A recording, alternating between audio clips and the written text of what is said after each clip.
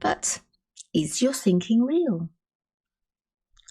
Well, whilst the circumstances might be real, it's your thinking about the circumstances that give you the experience. You're overwhelmed by your thinking about the circumstance, and that isn't real.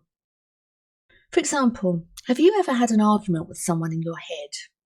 You know how it goes. You do your bit and then you do their bit. You wind yourself up with this argument whilst your mood goes down until you feel upset, angry, and overwhelmed. But the conversation wasn't real, was it? You just made it up. If you think that you aren't always feeling your thinking, try having miserable thoughts and a happy feeling. It ain't gonna happen.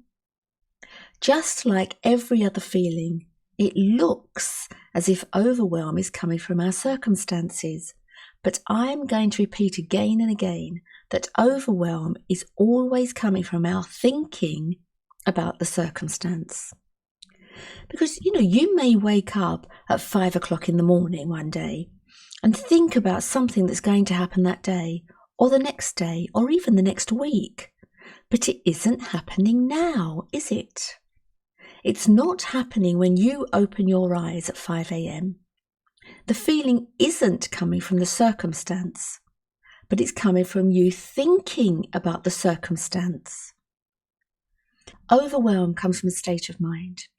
It's a feeling of pressure that looks as if it's coming from outside of us, from our circumstances. But we can't feel our circumstances, can we? Think about it. It's impossible. How can you feel the traffic jam, the argument, the to-do list? Again, you're thinking about the traffic jam, the argument, the to-do list. And in this course, I'm going to help you to get a deep understanding of your own state of mind, your own habitual thinking, so that you can easily and effortlessly overcome overwhelm. Yes, you might have had an argument with your partner or your child, or your boss might be giving you more work than you can possibly handle. But really, are any of these things overwhelming you? You're overwhelmed by 1,000 thoughts about the argument or the pile of work. You see, every thought you have is like a Google search. Instantly, you have 1,000,000 hits that relate to the thought.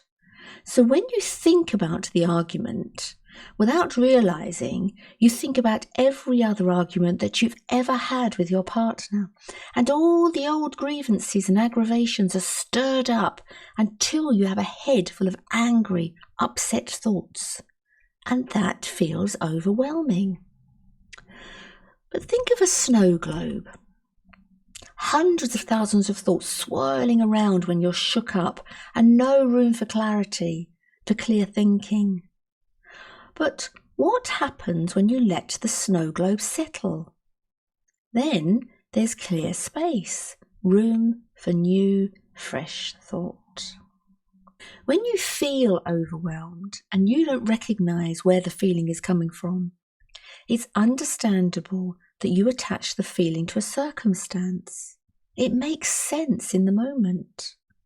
But when you make the link between thought and feeling, suddenly it doesn't make any sense at all.